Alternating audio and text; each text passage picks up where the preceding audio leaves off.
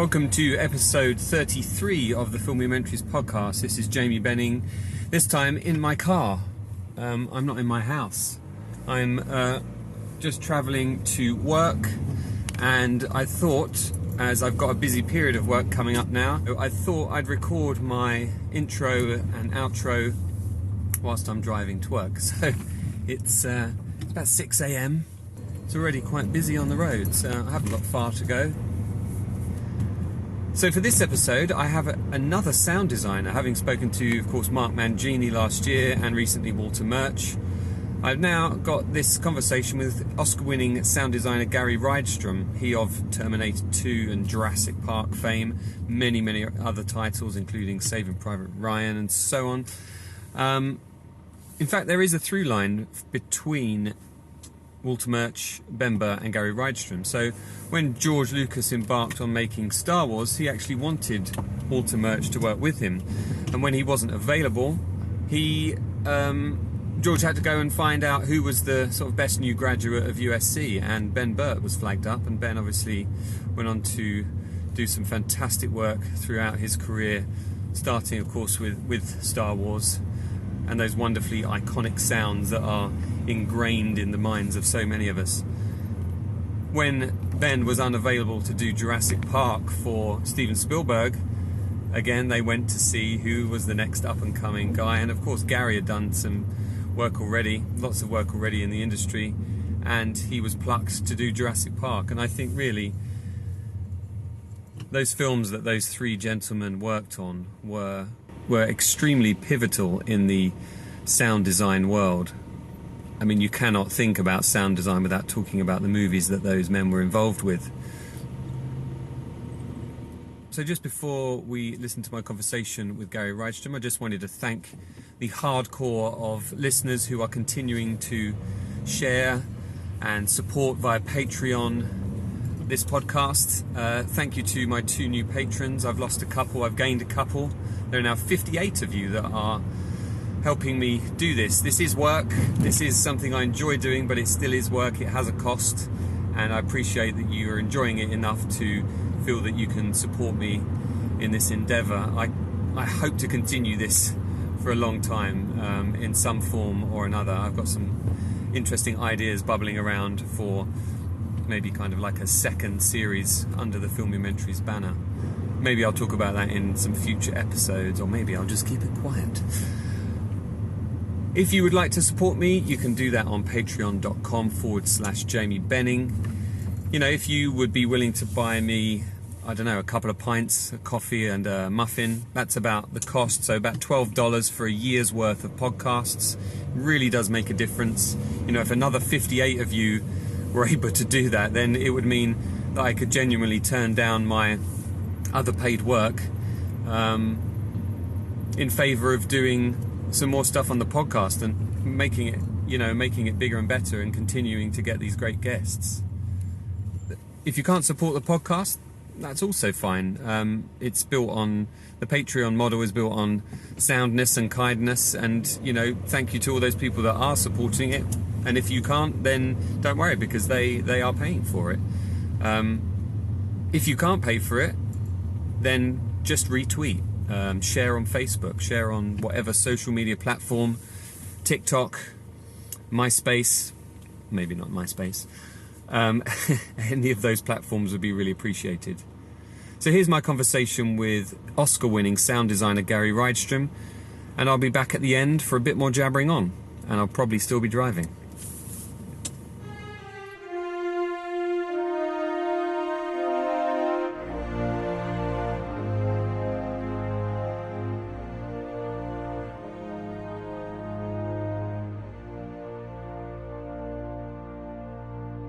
Gary, when was the first time a movie spoke to you, and how did that lead you to becoming part of the industry? I remember it well. And the irony is, the first movie that spoke to me was a silent movie. I watched Charlie Chaplin's The Gold Rush on a PBS, public television station in Chicago. The 1970s turned out to be a time when people were rediscovering silent comedies and silent movies. And so, and I loved movies, but something about watching The Gold Rush made me really excited about it and kind of got me on this, and I was 12 or something like that. And I think I still love movies that are both funny and sad. I like that combination of emotion. And to this day, I like movies that tell a story without dialogue. Don't tell my dialogue editor friends and my dialogue mixer friends, but it was so moving to me and funny to me that that kind of set me off. And from there, I watched other Chaplin films and Modern Times and Buster Keaton, and kind of got into film from the 1920s, basically.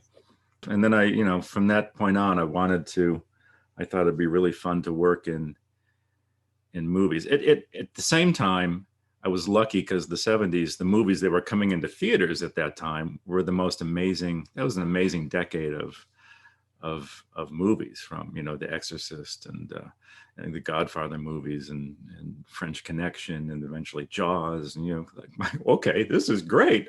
So I got excited both by the 1970s and the 1920s. So that's the combination of what got me interested in it.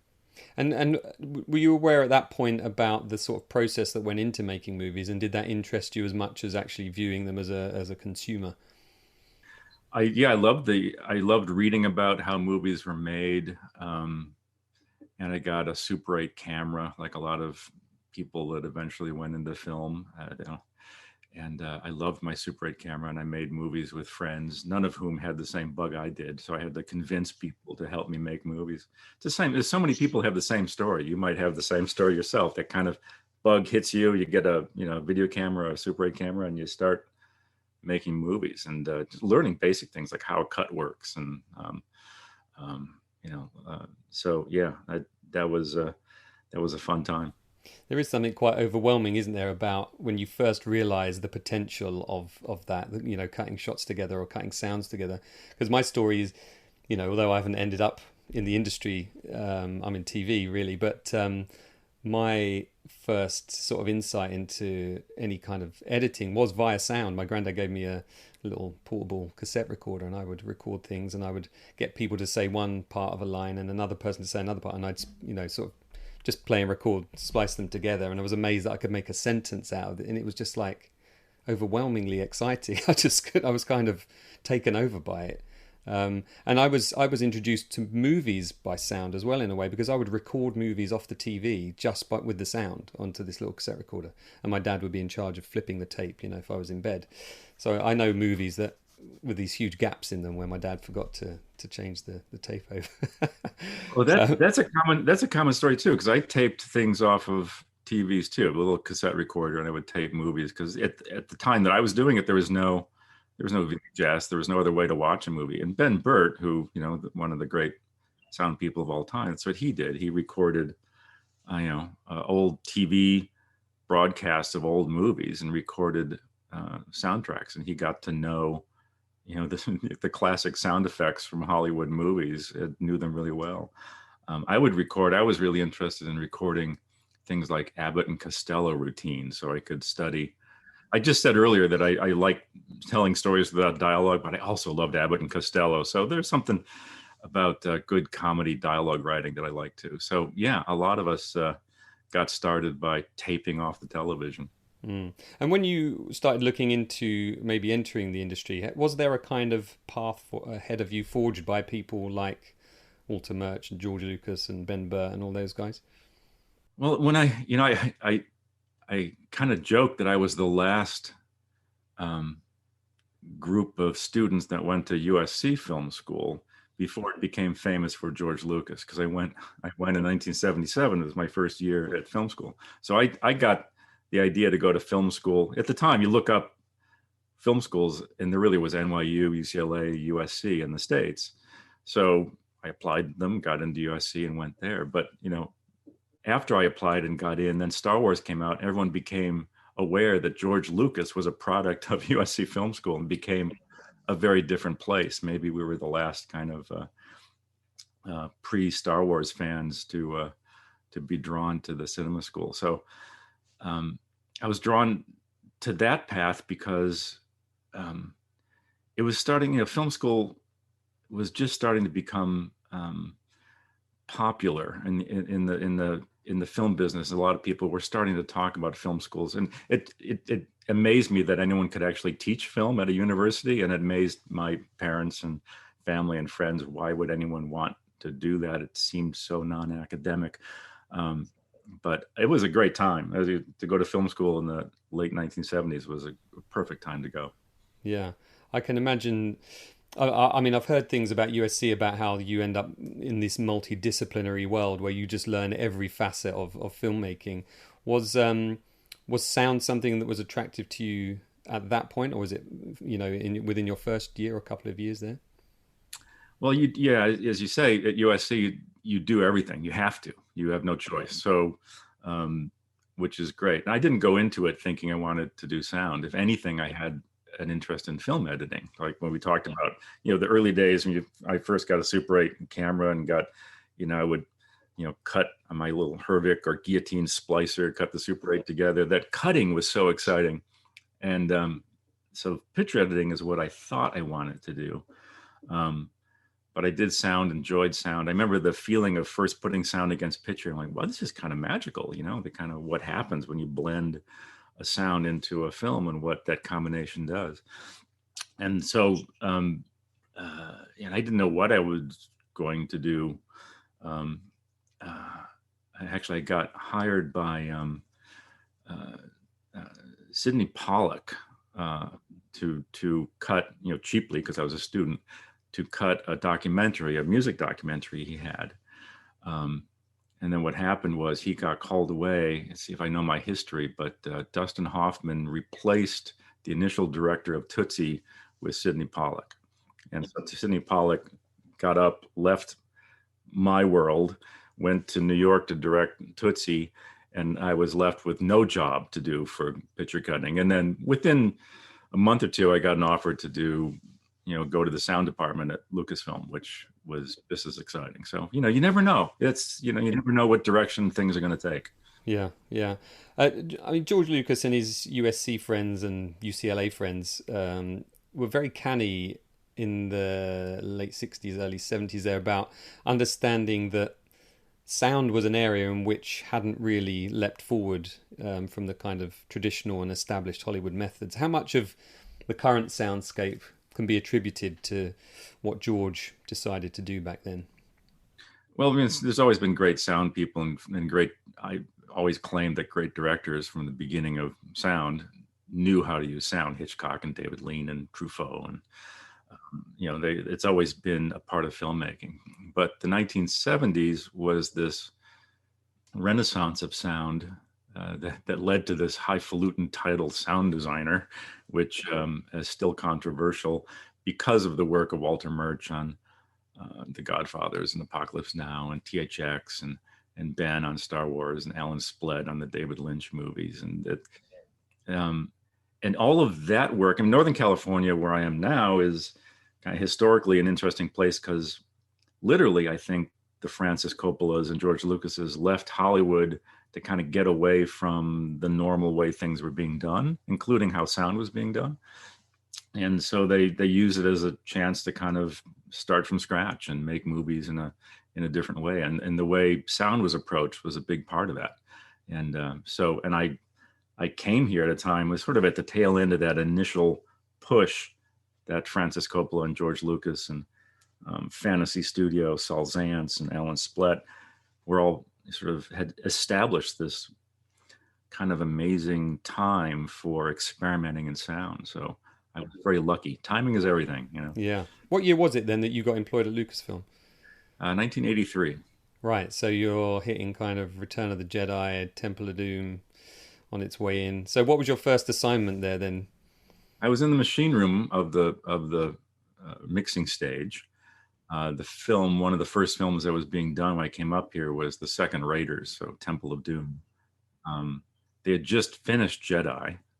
I remember, because I was in the machine room, I had access to everything, so I could take reels of Jedi and put it up on the projector and put the mix up on the dubbers and just sit in the room and watch, the speeder bike chase or something on my own, which was kind of fun, probably illegal. I'm sorry I did that. yeah, it was an interesting time. So my first job was machine room, sort of supporting Ben Burt and the sound people doing mixing for Mhm. Temple of Doom. And was there a ladder clearly ahead of you within the sound department that you could see yourself climbing? Well, the good thing about the sound department then, it was tiny, and it was all kind of based around Lucasfilm making their own projects, and Ben Burt and Gary Summers and Randy Tom, and um, so I got a chance to do everything: Foley recording and sound effects recording, and eventually mixing and sound. So it was, I was the ladder was easy access because the group was so small. So the chance to try things was there for everything. So, again, it's a matter of timing, and so that was a good place at a good time.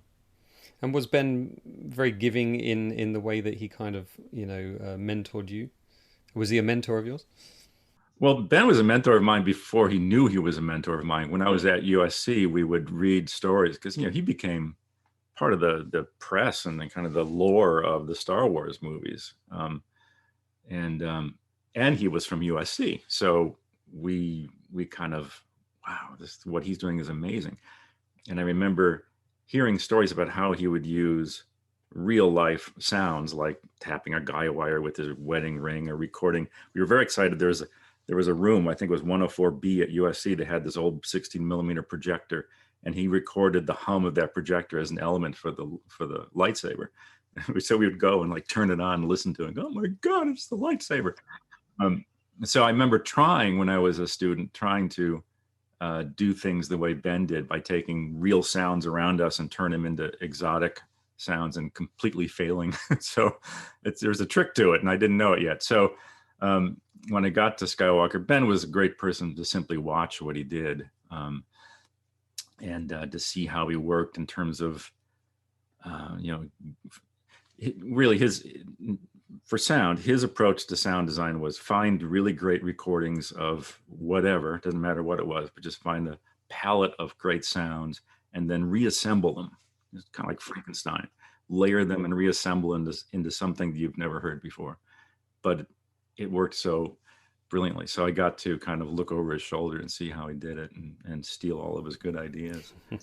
It really is amazing to me, even though I've known this since the 80s, I guess, that just that sort of lateral thinking required to combine an elephant and a car on a wet road for a TIE fighter. I mean, where does that even come from? I don't even understand.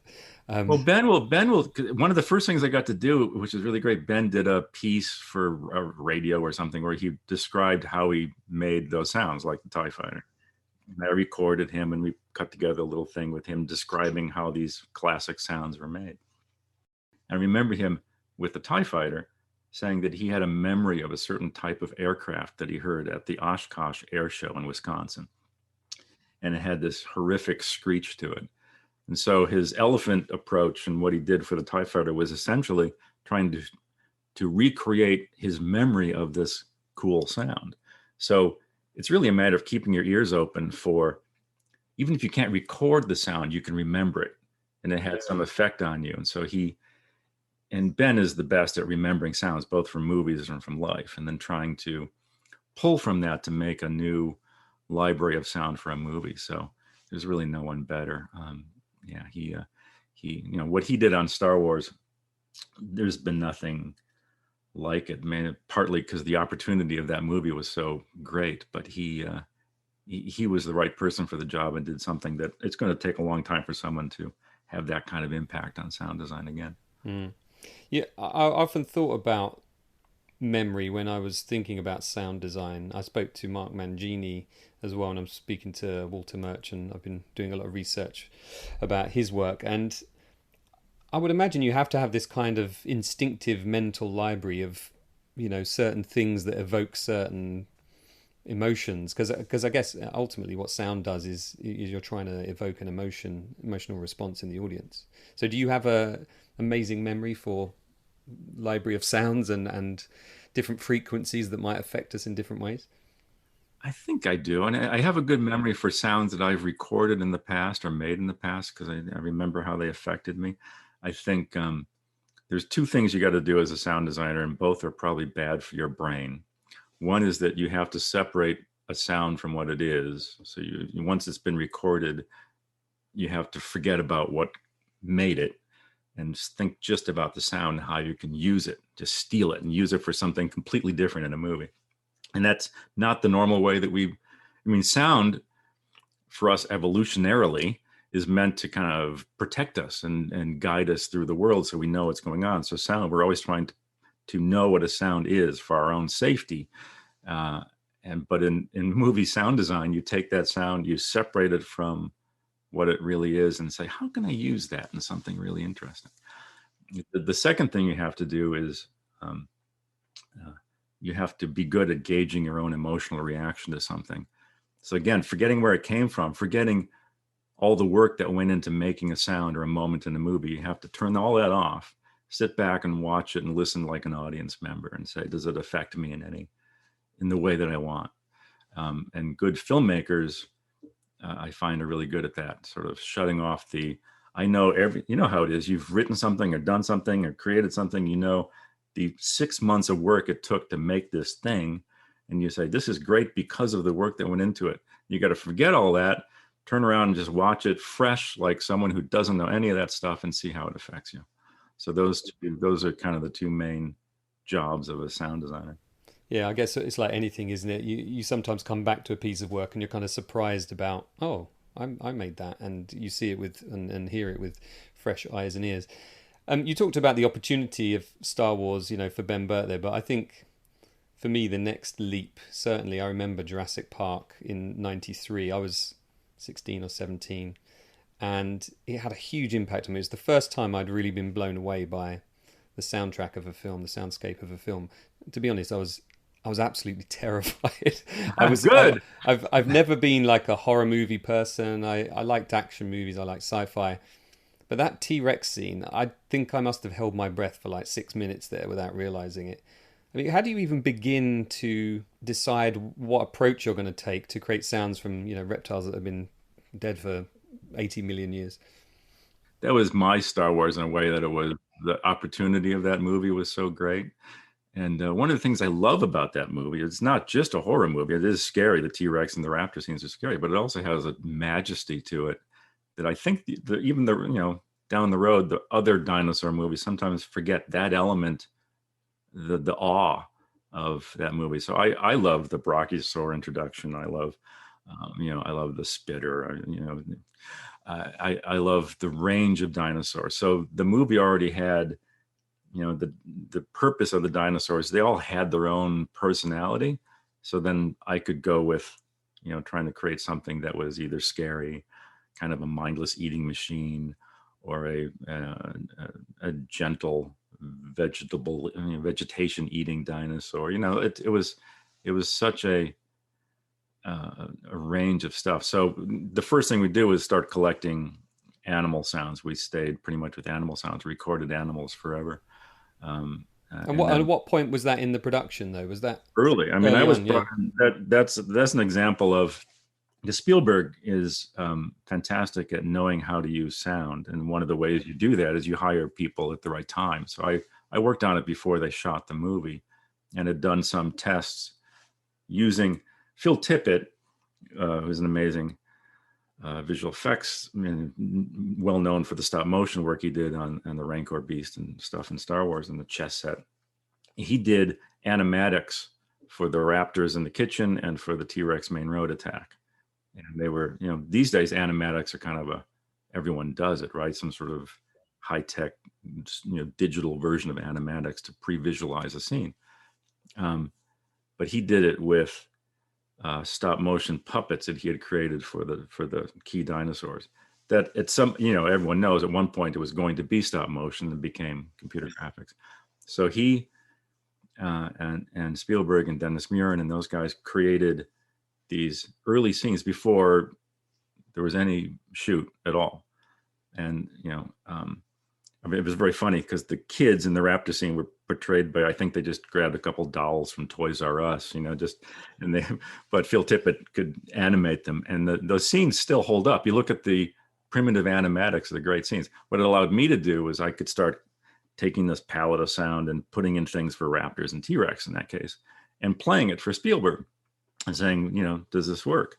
So we had kind of a direction for the dinosaurs before anything was shot, to the point where he could play some of those sounds on the set for inspiration for both how the puppeteers would, the Stan Winston people would puppet raptors and T-Rex heads and stuff, and also try to scare the cast a little bit with some sound. So that was a case where the sound, at least the approach to sound was figured out even before the movie was shot. So yeah, what a great opportunity. And informed the performance, especially of those kids, I bet. Am I right in thinking as well, did I read somewhere that you kind of collaborated in terms of the soundscape with John Williams? Well, this is the only time it's ever happened, but John Williams wrote the score up at Skywalker Ranch. He had a room where I work at Skywalker Ranch, and he had a piano, and he wrote his score up here. And I don't think it's ever happened before that I know of. So what was great was he could come and listen to what I was doing with dinosaurs, and he could, he could think in terms of frequency and, what are you doing with these dinosaurs? And I think to some extent he could then write around it, knowing in his head what I was going to do. I'm not sure, he usually doesn't have to do that. To me, John Williams kind of comes first and I work, kind of, Ben Bird always had this funny image of when John Williams' music was brought to a mix at any of the movies that he did sound for or did music for, that people would bring it in like the Ark of the Covenant, it was, it was a gift from God. So, but yeah, what a beautiful score. And if that being in the same building helped the music and the sound effects can work together, then that was part of what worked. Yeah. There was that nice quote that Spielberg said about our ears lead our eyes to where the story is. And I think immediately of another scene that terrified the bejesus out of me, which was the landing scene in Saving Private Ryan. I mean, again, I'd never heard anything like it, and I don't think most of us had. Has such impact to this day that I find it difficult to watch that scene. It's not just the watching, though, it's the hearing the scene, because the chaos of it all, the impact it has is just, I think, unequaled. What was Spielberg's approach to that scene? How did he talk to you about that scene, and what was his intention? He sometimes gives a kind of a pithy, simple guide to a movie, kind of the approach. And his pithy guide to Private Ryan was he didn't want it to sound Hollywood. And so, Hollywood war movies have kind of cliche sounds and that kind of stuff, and maybe a little bit over the top. I mean, my approach, which came from him and the way the movie was, is the movie wanted to be to really reflect and honor how it was. It's not a documentary, but it almost has a documentary approach to it, because you want to be realistic. You want people who've been in that kind of situation to watch the movie and go, oh, okay, that kind of feels right, reminds me of the experience. And so that opening scene, as opposed to the pure scares of T-Rex main road attack, it's more empathy to me. It's not even, you're not shocked or scared. You're just kind of going, oh my God, what it took and what people went through, what this experience was like. That was the goal. And for me, in a weird way, for a sound designer, I wasn't designing anything, because I wanted the A4s to sound like A4s and the MG42s and the artillery. Everything was pretty much we recorded the real thing. And then it was a sound editorial challenge to cut all the layers of the cacophony of war.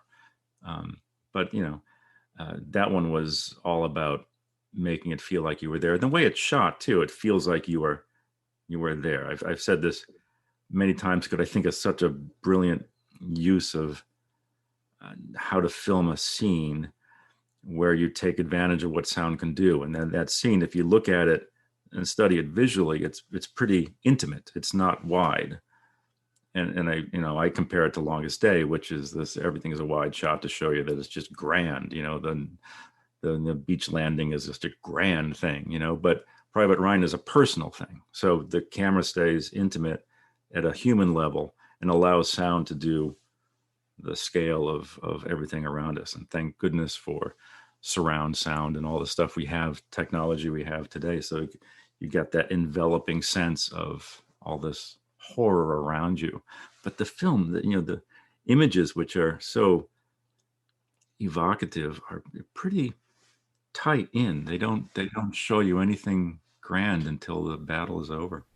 You're right about that kind of emotional response to it, because I immediately thought of my grandfathers. They were both in World War II in completely different areas, but my immediate thought was, what did people go through, and I think that film shows that more authentically, even though I don't know what it was like. Of course it feels authentic, and I think that's down to a lot of your work that you did on that. Working with somebody like Jim Cameron then, as opposed to Spielberg, what's his kind of approach to sound? Does he give these kind of pithy, all encapsulating little one-liners, or is he a bit more direct in what he wants?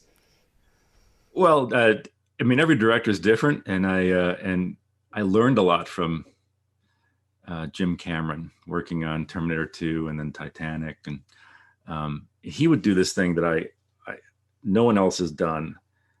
And it's sort of insight in how he thought about it. But he would take a scene and he would draw us a shape of the scene. So you just he usually starts out by telling you that what you've done is wrong, which is true, because if you start out by doing something, it's just the way it goes. Then you grab a piece of paper and he would draw a shape. And the way he was thinking visually was, where the climax of a scene is, where the rests are, where the buildup is, or a shock might be. So he would draw like a line. So a build up, a shock, a rest, a rebuild up. The real climax is the biggest part of it, and it was incredibly helpful. The other thing that he taught me that he was really great at was, and it's completely counterintuitive. Another kind of, if I could, give a 10-minute lecture in every sound class in every film school, the thing I learned on Terminator 2 was that less is more. And then it became known as a really bold, big action film. But Cameron's job on the sound mix of that was to pull stuff out. He didn't care about that, didn't care about that, didn't care about that, he cared about that. And you mentioned that Spielberg comment, which is so brilliant, about the ear guides the eye. So in film school, we always talk about guiding the eye so that you know where to look on the screen and pull the audience through the experience. But the sound can do the same thing. And Cameron's really good at saying, nope, nope, nope, nope, that.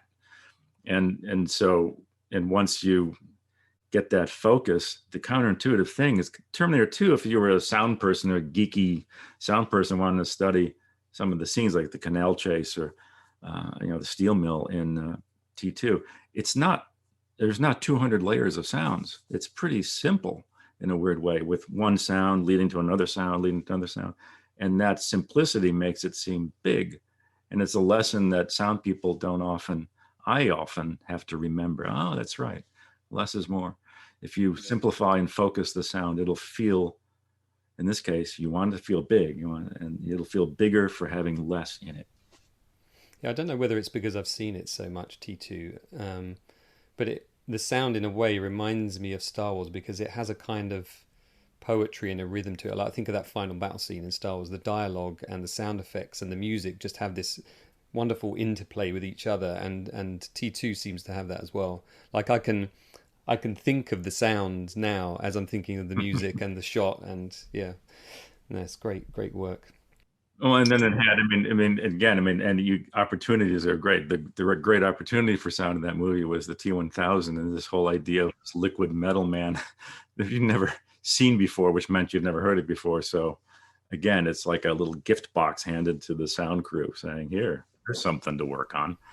One of my listeners, Connor Brosnahan, I said, I'm speaking to Gary Rydstrom, has anybody got any questions they want to ask him? And Connor Brosnahan said, how did you come up with the sound effect for the morphing of the T-1000? Like, where did you begin? Well, this is another story I tell when I give sound lectures, because the lesson is that I started by doing all this fairly complex sort of sometimes synthetic, sometimes music-driven ideas about, sort of choral, dissonant, liquid metal sounds, and had this symphony of sounds. And then every time I play it for Cameron, he would say, no, it should just sound like mud. It should just, he's simple. It should just be gooey.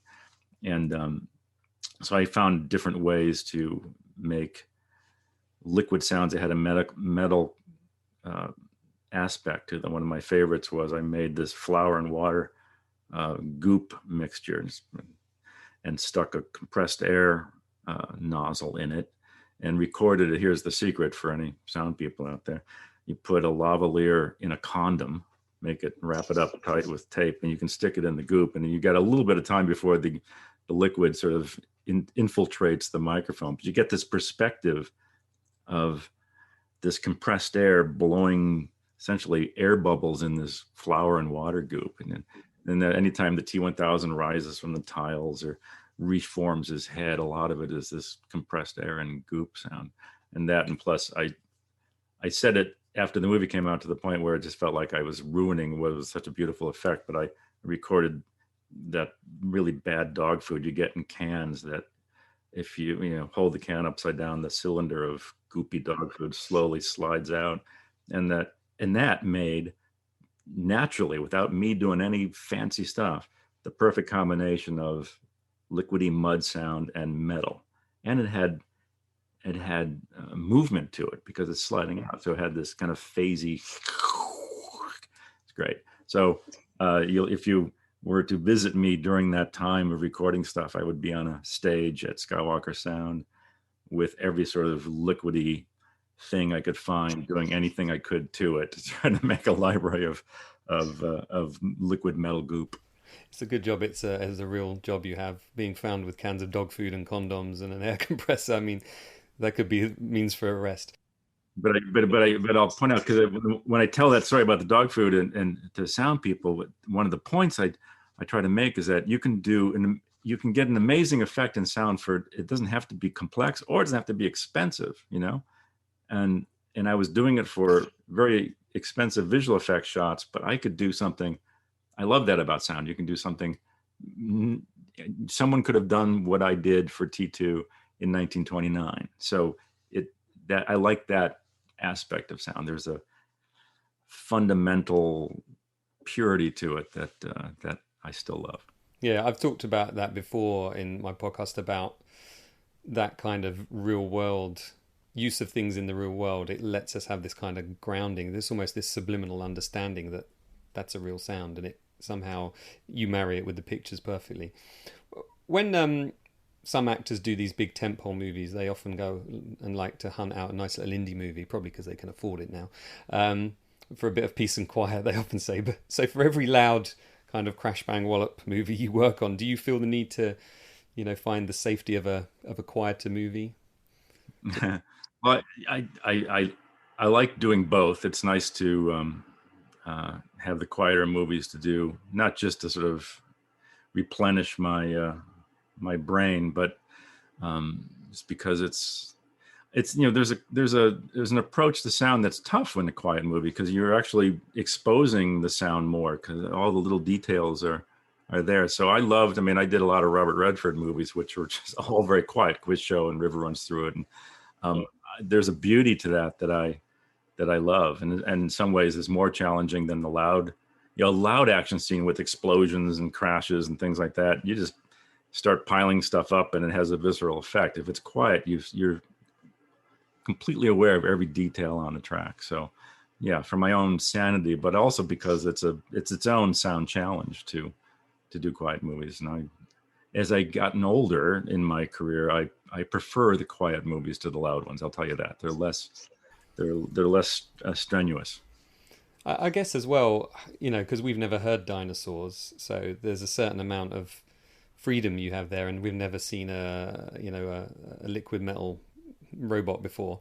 But with a movie that's based in a reality that we know, like you say, a Robert Redford movie, do you think there's as much of a challenge to kind of recreate the sound so that we understand it as something that makes sense?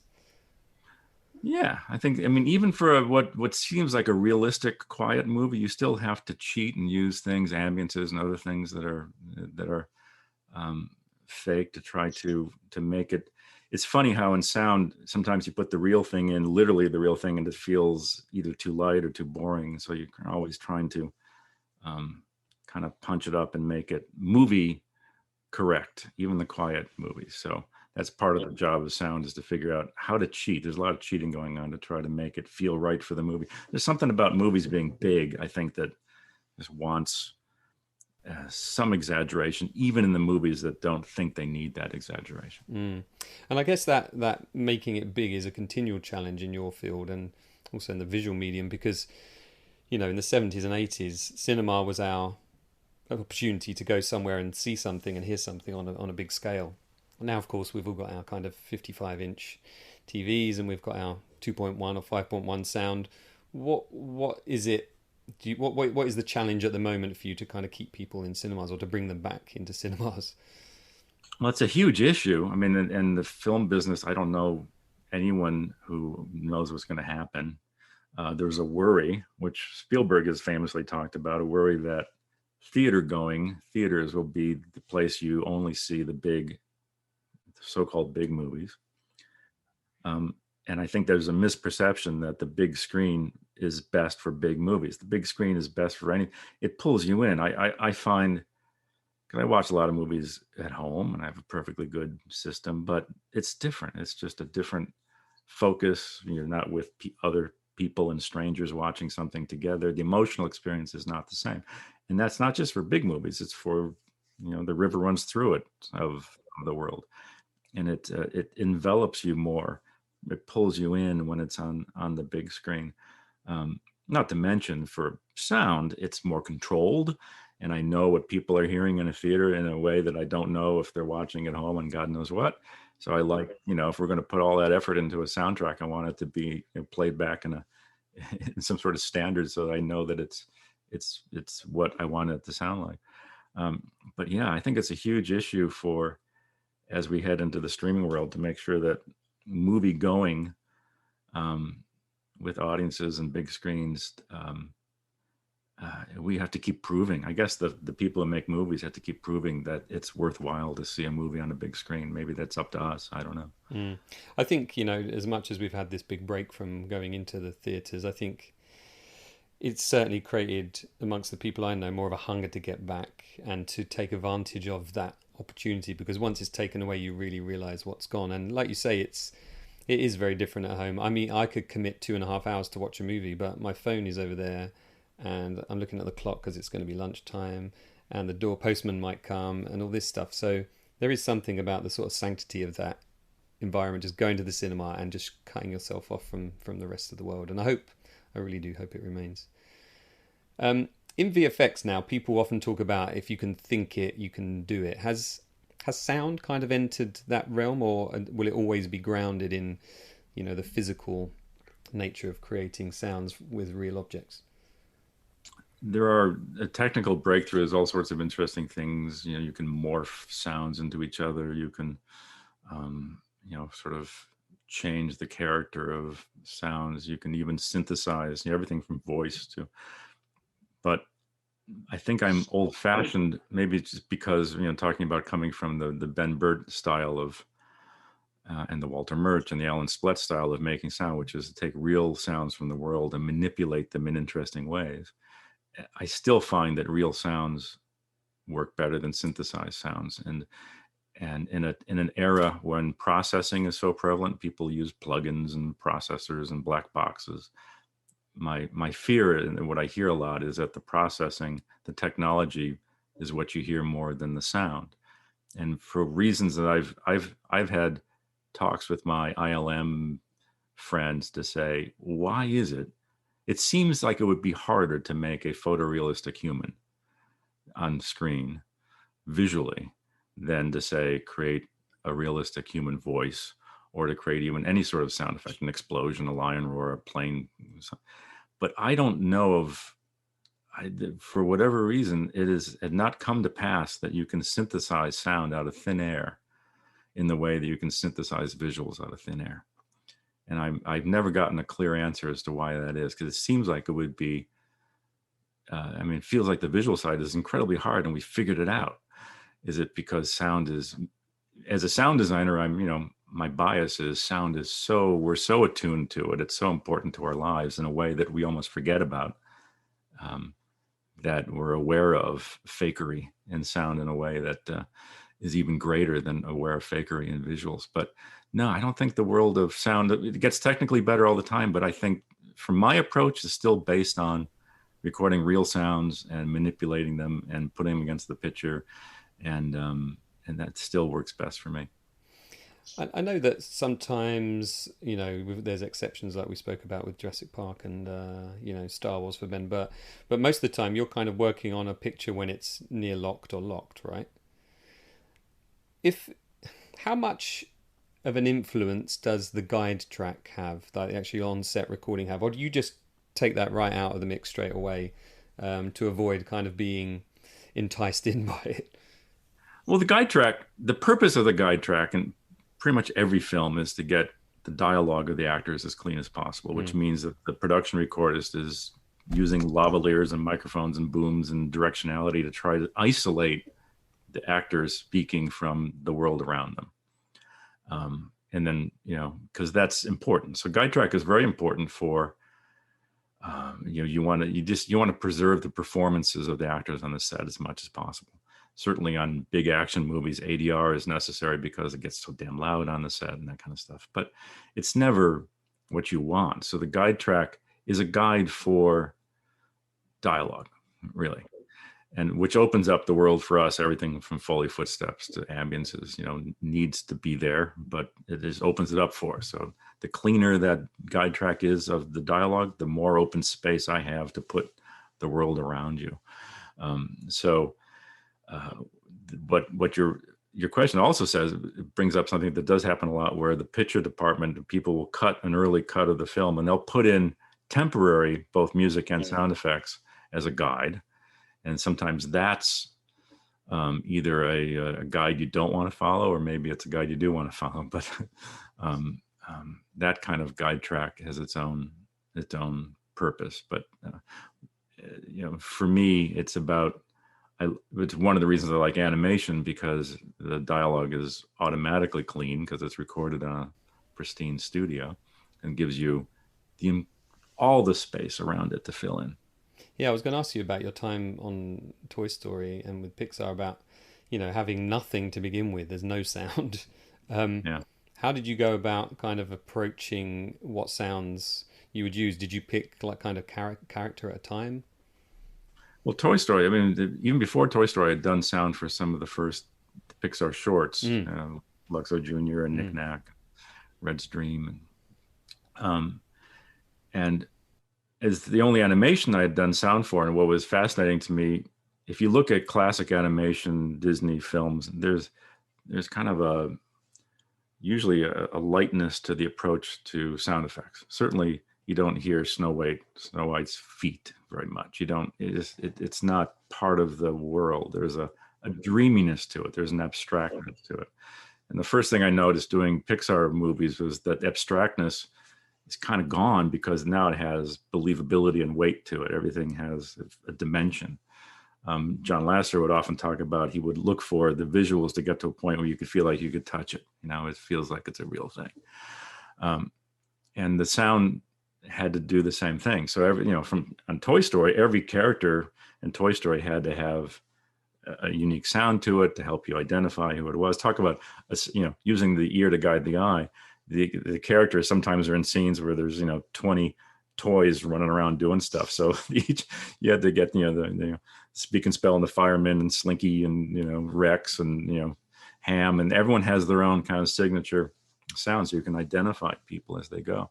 And that's built into the filmmaking. When they made the film, they, based on our collaboration doing sound for the shorts, I think John and the people at Pixar knew that sound was going to play a role in Toy Story. So yeah, we created it from scratch. I was always so proud of when I could play the ambiences and sound effects and Foley by itself with no dialogue. It's kind of a magical thing to see how much of the world you've now created really from scratch, to the point where on the early DVDs of Pixar movies, I would talk them into putting a layer on the DVD for, I don't know, maybe 6 people have ever listened to this, but you can watch, I think, Toy Story 2 and Bug's Life and I don't know what else, early movies, just sound effects. So I don't know too many people probably did that, but we were always so amazed at what the life it brought to an animated film to kind of recreate this thing, knowing that it's all from scratch. Yeah, I think there's probably more of us than you realize, Gary. Okay, good. I'm hoping I love doing that, because I remember with our crews, one of the best parts of when we would do sound for a movie, especially an animated film, is I would finish pre-mixing and getting all our sound effects into a reel of a movie, and then we would call in the whole crew and watch the movie and watch that reel. No dialogue, no music, just us. It was like being at your kid's graduation or something. I don't know. It felt it felt good. It was a good. It made us feel like we were doing something good. And I think, with Toy Story, of course, you created the whole soundscape. But then working on something like the Star Wars sequels more recently, I assume there was you had to really find a balance between the legacy sounds and designing new sounds that kind of fit in with that world. How much of a challenge was that? Was that quite daunting? The first Star Wars that I did any real work on, it was on the prequels, where I mixed while Ben Burt did the sound design. And I'm really proud of especially certain scenes in those movies, like the pod race and Phantom Menace, and there's some really wonderful sound moments. It was fun to watch, to be part of, watch Ben create new yet Star Wars-y sounds for Star Wars. So the prequels are full of that kind of, this sounds like Star Wars, but I've never heard of pod racing before. And it's wonderful. And then I did a little work on Force Awakens, but Ben was also on Force Awakens, because you can't, just Ben is Mr. Star Wars. And, if you think about it, the sounds that he's created, Force Awakens is full of sounds from the 1977 movie, because you just can't, that's part of the universe. So he's really created something that you can't pull it away from any of the future Star Wars. You have to kind of work, and there are other people now working within Ben's world, and it's hard. The one interesting kind of funny time I had to do it, I did sound design for Spaceballs, the Mel Brooks movie, and I was hired as kind of the cheap Ben Burt to do Ben Burt style, lightsabers and spaceships, except for their Winnebagos and the Force is the Schwartz, and it's all crazy stuff. So the Mel Brooks wanted, so it was like going to the Louvre and doing your own version of the Mona Lisa. I got to do my version of the Star Wars universe in a very serious way, but for a very unserious movie. Yeah, it's a great. Yeah, I remember coming across that movie for the first time, and I wasn't sure if I liked it initially. I think I was too young. I was like, "You're mocking the thing I love the most." But these days, it's a great movie. Yeah. So after you've been in the industry for, I mean, I was looking at, I've got the list of your movies stuck to my wall up here, and it's like 4.5 pages just in one category. How do you keep it fresh? How do you keep the motivation, enthusiasm to create something new? What's hard, I'll tell you the one hard thing to create something new. I know there's multiple Jurassic Parks now, right? And there are Skywalker sound people that are doing the latest Jurassic Park. And I only did the first two, really. And I think, honestly, if I were honest, I would say if I were doing a third, fourth, fifth Jurassic Park movie, I would run out of ideas for dinosaurs. I don't think I could do it. So to stay fresh, I have to do different kinds of movies. The whole franchise idea sort of doesn't attract me for my job, because I don't want to do the same thing over and over again. So you find ways to do different styles of movies, and each good movie has something you've never done before, and so that's the inspiration. You get to. I just did. It's coming out in December, but West Side Story, Spielberg's first musical, right? I've never done sound for a musical. There's a feeling to that. There's a world of how you create both a realistic and musical soundtrack that was great. So it all comes down to getting on the right projects and having the projects have variety, and that's what keeps you fresh. Not wanting to answer this question for you, but are there films that aren't these big kind of tentpole movies that you have a particular pride in? And one of the ones I was thinking in my mind was Punch Drunk Love, in the way the sound kind of mirrors the music, and it was blended in sort of a very unusual and interesting way. Was that driven by you, or was that Paul Thomas Anderson, or was it, I will gladly admit that that's driven by Paul Thomas Anderson, because I will also admit that my first approach to doing sound for that movie, sort of showing him what I wanted to do, didn't go over. And he had his own ideas about it, which were absolutely right. And maybe it's because what that soundtrack was trying to do is uncomfortable. I mean, that soundtrack is trying to put you in the head of someone who is violent on the inside, passive on the outside and violent on the inside. So John Bryan's music and the sound effects that we did, which are kind of voices in the head, strange, we used Macintosh at the time had a way you could do synthetic voices, and we had that voice say pudding and love and all these sort of keywords, and we'd have it play like almost like radio chatter. And the feeling and the music and the sound effects worked together in a way that I've never done again. And John Bryan is partly responsible because he took sound effects from us or from the track. I remember he took the sound of tape being ripped off the harmonium that shows up at the beginning of the movie and became part of the percussion sounds of his music. And when we took some of his themes and melodies and snuck them into sound effects like truck air brakes and things like that. So there was an integration of music and sound effects to the point where it's such an interesting movie because on the surface, just like the character, the surface is almost like an MGM musical with bright colors, but the characters underneath are incredibly disturbed. So that contrast was really fun and hard to do. And that was, the sort of the grittiness of that and the approach to that was all Paul Thomas Anderson. Do you relish that kind of challenge though, when a director comes to you with something that's kind of out of the norm?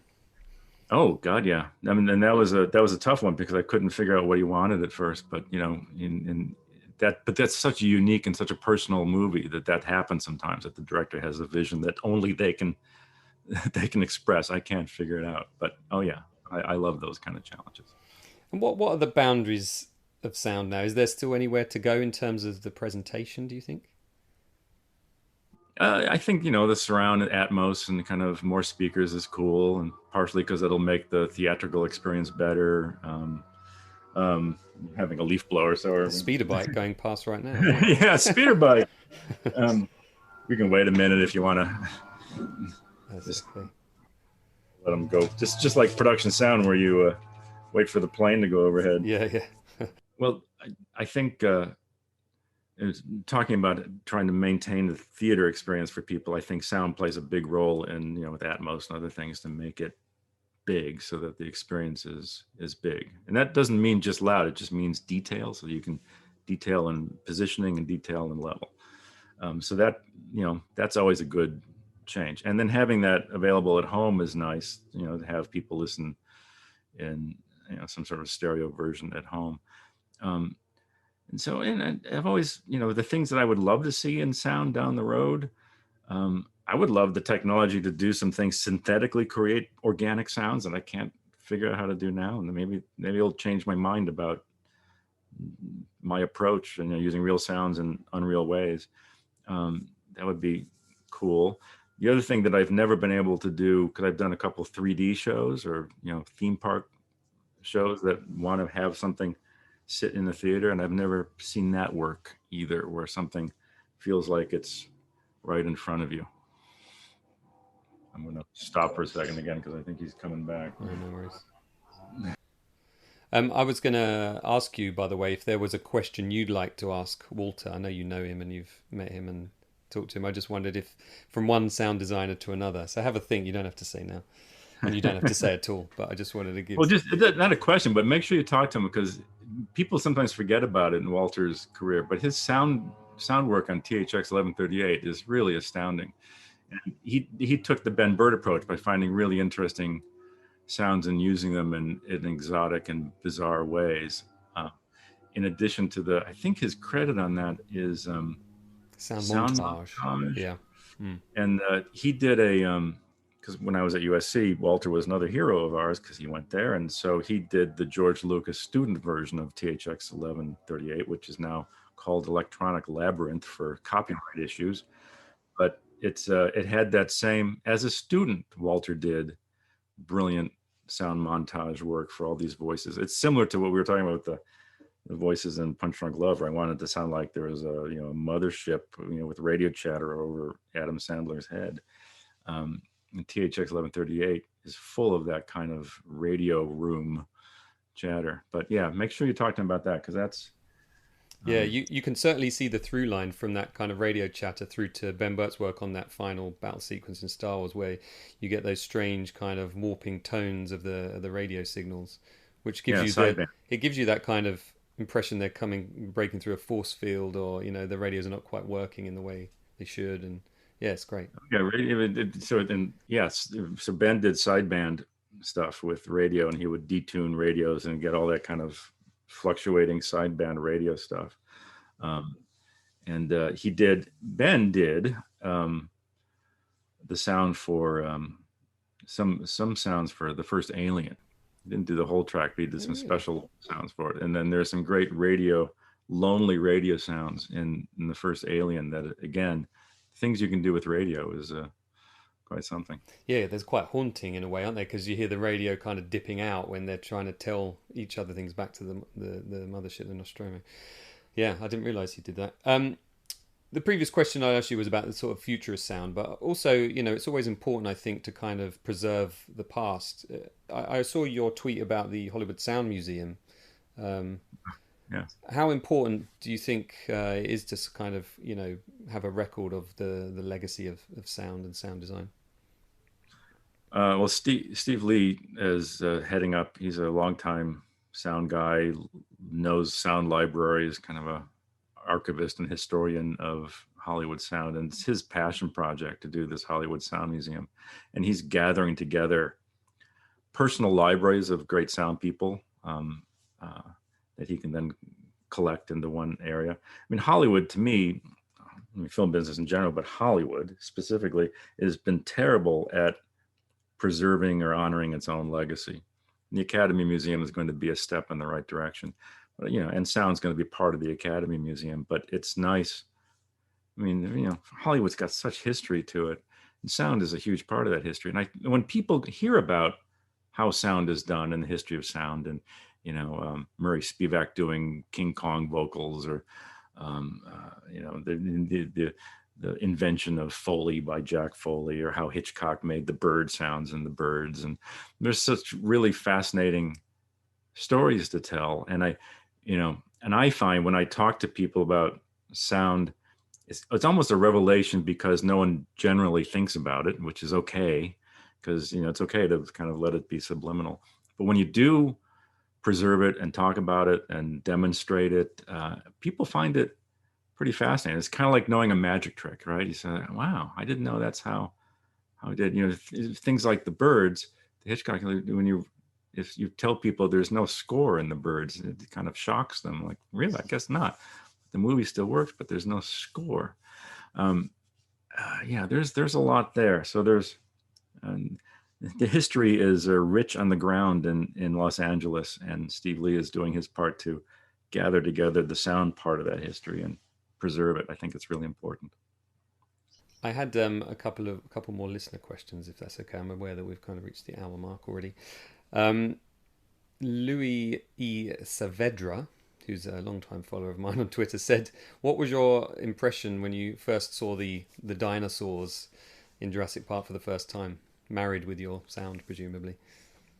I was, as I said, when I first put any sort of sound against an image when I was in film school, that marriage was magical to me in the first place. Even the simplest thing, a car door with a car door closing, oh my God, it works. So the dinosaurs, you can imagine, were quite something. Now the truth of the matter is, with the dinosaurs, you get geeky about visual effects for a little bit.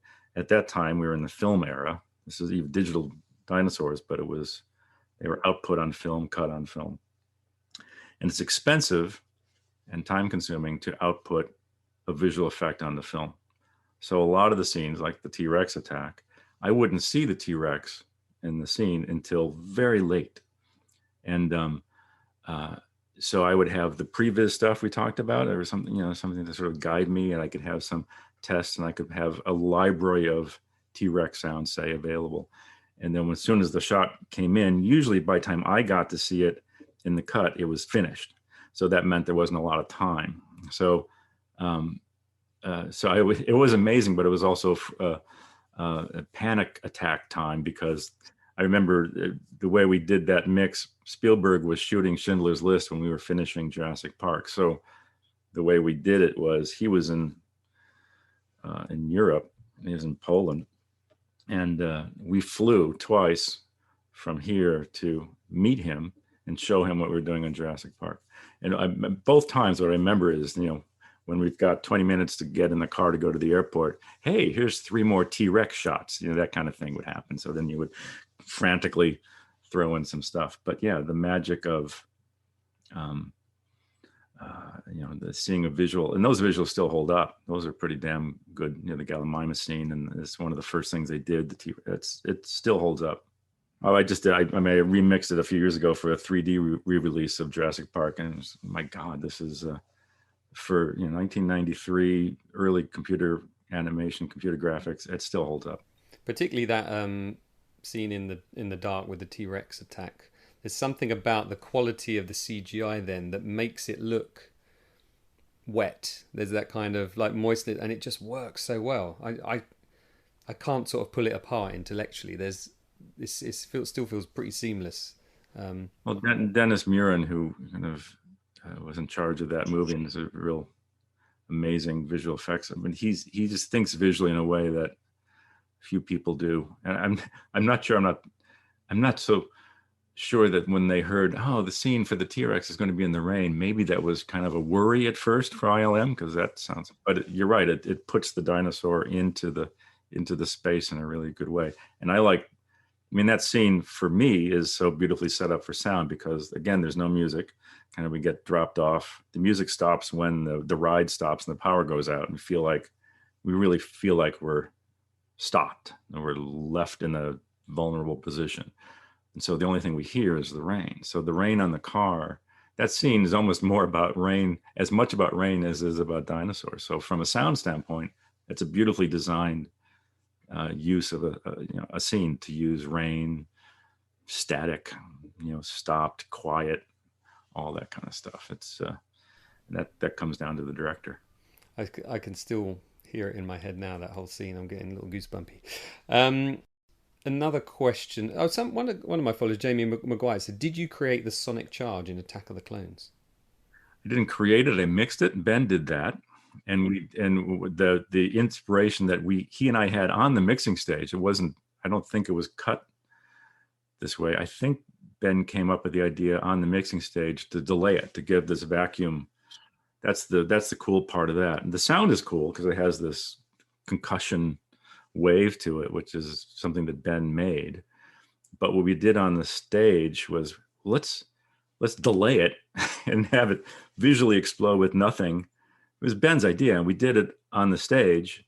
And I remember we were so excited because it felt right. It was so cool. And then when we showed it to George Lucas, and we just and he just kind of accepted it. This is how it works with sound. Just kind of, oh, that's it. That's the way it was. But we were kind of, this is our innovation for that scene. And no one said anything, but because it just works, But that was an example of coming up with the idea for the placement of the sound on the mixing stage.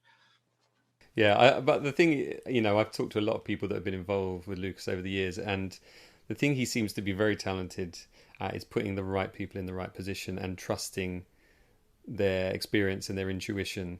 I spoke to Nilo Rodis Jamira, who did, the industrial designer. He didn't know anything about film. He didn't like sci-fi, but he just wanted somebody to design machines.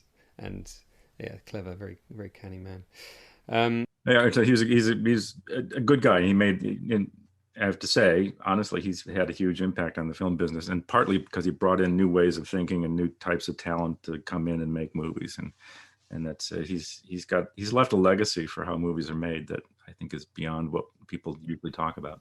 Yeah, I was fortunate enough to meet George, and kind of, as many people I'm sure do every day, to him, thank him. I work on Formula One, so another environment full of sound. And he, of course, loves his racing. And yeah, I was able just to have like a 2 or 3 minute chat with him. When I started talking about movies, he was just like, this, and I said, oh, what team are you with? And he was like, oh, I'm with Williams, and yeah, it's the second time I've been here. Yeah. As a last question, we talked about Ben Burt's kind of TIE fighter and elephant moment. Have you got a moment like that where you married two completely disconnected, disparate sounds and just thought, oh wow, that really works, surprisingly? Oh yeah, my creature bird is the T-Rex, because the T-Rex is a marriage of a baby elephant scream for the high frequencies, and then low lions and alligators for the low frequencies, and then blending those two into, that was a joy that was my approach to a lot of vocals in Jurassic Park, but to find 2, 3, 4 sounds that you put together and it becomes its own sound. So again, an idea, a process I stole from Ben, but that simple blending of pitches of sounds into like a sandwich is very satisfying. Yeah, my wife thinks I've got a strange sort of library of sounds where I'll be able to watch a movie and go, oh, that sounds like the hyperdrive in Empire Strikes Back, and they've used it on the plane in Raiders, But I don't think I'm that strange. Also, it's interesting that you use your hands to describe sound. I'm forever doing that, and but I do it with taste as well. I say to my wife, it's really nice, and then it kind of drops, and she looks at me like, you're drawing a graph for something that makes no sense in a graph. But it's interesting you said that Cameron kind of does that as well with his scenes. It works for some people, I guess. Well, with senses, and especially in the arts, it's nice to kind of come at one sense from another, so I'm a synesthesia kind of approach, and see what, that's why I draw a lot of inspiration in a lot of movies from the art department, from the production design, because you can look at the visuals and go, oh, I got a feeling for what the sound should sound like, and it's really from the visuals. So yeah, the visuals lead to sound ideas.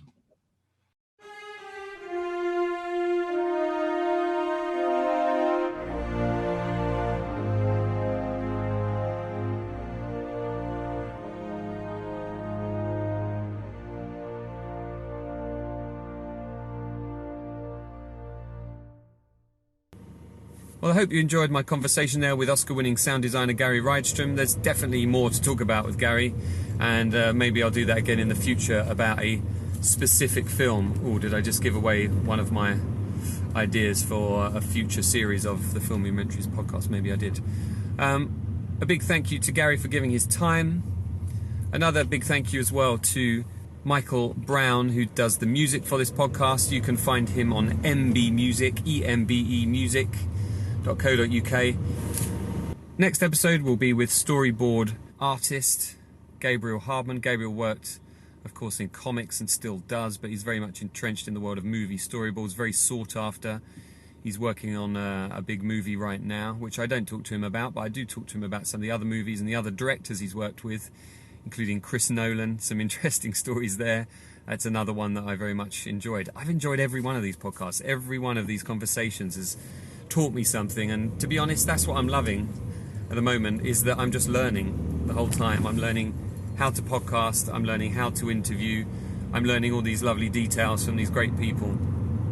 Forthcoming episodes include hopefully Joe Johnston. He's going to get back to me soon, he says. I've been in contact with Phil Tippett's team, and they're hopefully going to get back to me as well. They said they're going to see what they can do. I finally had my conversation with Colin Gowdy, editor. We spoke for over 2.5 hours. So that could be a 2-parter, or maybe a single episode with some extra bits for patrons only, just as a thank you. I'm going to have a think about that. Also, hopefully got Alice Lowe coming on soon. And also animator who worked on many films, Jurassic Park being one of the key ones, Randy Dutra. Randy and I are going to set up a chat for September 2021, it being August currently. So have a look out for those episodes. In the meantime, please share, please tell your friends how much you love the podcast and how to spell Filmumentaries, and send them a link and retweet and all of that kind of stuff. It really, really does help. And I look forward to you joining me for the next episode of the Filmumentaries podcast. I'm still driving, almost there.